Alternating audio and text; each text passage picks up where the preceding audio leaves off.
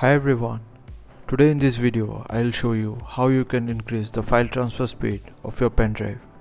To get started, simply take a backup of the files present on your pendrive. You'll do this process if you're using a pendrive of 8 GB or higher capacity.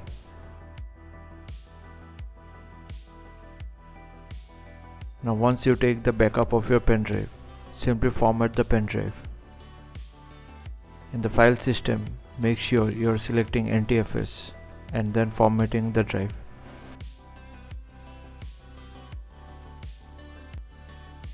So once the formatting is complete, go to the properties of your pendrive. From here, click on the hardware tab. Now select your pendrive from the list and click on properties. Now click on change settings.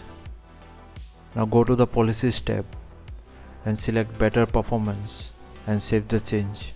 So once you apply this step, make sure you are always ejecting your pendrive by using the safely remove hardware option, or else your data will get corrupted. Now once you eject, connect your pendrive to the USB 3.0 port and enjoy faster transfer speeds in your pendrive now. So thanks for watching. Please feel free to subscribe and support the channel if you found the content helpful. Thank you.